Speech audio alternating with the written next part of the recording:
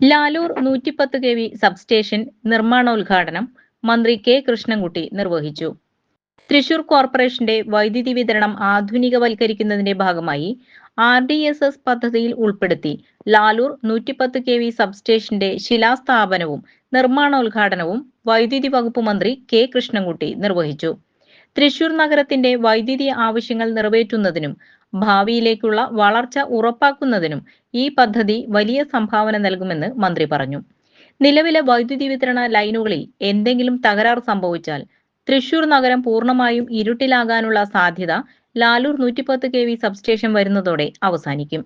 തൃശൂർ വികസിക്കുന്നതിനനുസരിച്ച് വർദ്ധിച്ചുവരുന്ന വൈദ്യുതി ആവശ്യങ്ങൾക്കും ഇതോടെ പരിഹാരമാവും.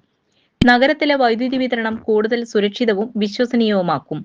കൂടാതെ തൃശൂർ പൂരം, പുലിക്കളി തുടങ്ങിയ പരിപാടികൾക്ക് തടസ്സമില്ലാത്ത വൈദ്യുതി വിതരണം ഉറപ്പാക്കാൻ ലാലൂർ സബ്സ്റ്റേഷൻ അനിവാര്യമാണെന്നും അദ്ദേഹം പറഞ്ഞു. 2016 സർക്കാർ അധികാരത്തിലെത്തിയപ്പോൾ മുടങ്ങിക്കിടന്നിരുന്ന Edamon Kochi 400 K V line യുദ്ധകാലാടിസ്ഥാനത്തിൽ പൂർത്തിയാക്കാനായെന്നും മന്ത്രി ചൂണ്ടിക്കാട്ടി. പുഗലൂർ മാടക്കത്തറ ലൈൻ പൂർത്തിയാക്കിയതോടെ ഏറെക്കാലം കേരളത്തിന്റെ വൈദ്യുതി ഇറക്കുമതി ശേഷി 2550 മെഗാവാട്ടായി വർദ്ധിച്ചു. ഇതിനെ തുടർന്ന് സംസ്ഥാനത്ത് ലോഡ് ഷെഡിങ്ങും പവർ കട്ടും ഒഴിവാക്കാനായി. ഇനിയും വൈദ്യുതി എത്താത്ത 102 ആദിവാസി ഊരുകളിൽ ഈ വർഷം തന്നെ വൈദ്യുതി എത്തിക്കും. ഗ്രിഡ് മുഖേന 43 ഊരുകളിലും സോളാർ വിൻഡ് ഹൈബ്രിഡ് വഴി 40 ഊരുകളിലും വൈദ്യുതീകരണം നടപ്പാക്കി വരുന്നു.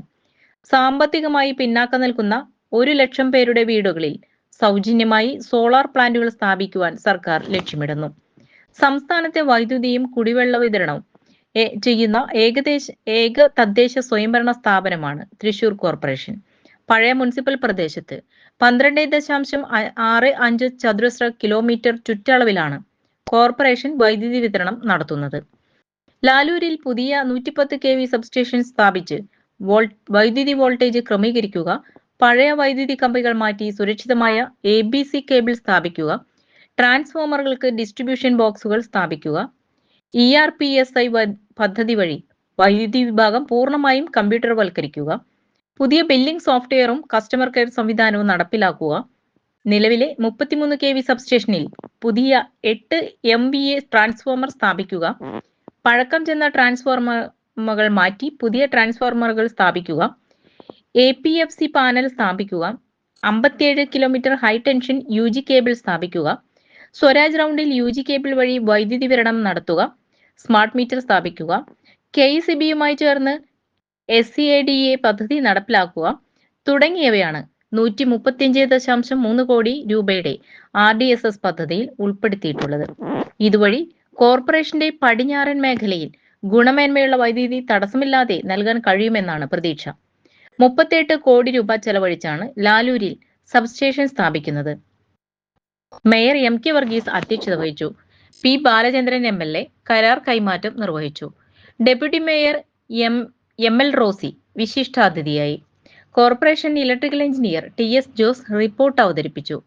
കോർപ്പറേഷൻ സ്റ്റാൻഡിംഗ് കമ്മിറ്റി അധ്യക്ഷരായ വർഗീസ് കണ്ടംകുളത്തി, ശ്യാമള മുരളീധരൻ, PK ഷാജൻ, മുകേഷ് കൂളപ്പറമ്പിൽ, സാറാമ റോബ്സൺ, ജയപ്രകാശ് പൂവത്തിങ്കൽ, കൗൺസിലർമാരായ Vinod Polanchery, Sheeba Babu, power finance corporation general manager Kamalpreet Singh Wadhawan, ജില്ലാ electrical inspector Pradeep Kumar, corporation secretary VP Shibu, വൈദ്യുതി വിഭാഗം അസിസ്റ്റന്റ് സെക്രട്ടറി NK കൃഷ്ണകുമാർ, രാഷ്ട്രീയ പാർട്ടി പ്രതിനിധികൾ, ഉദ്യോഗസ്ഥർ തുടങ്ങിയവർ പങ്കെടുത്തു.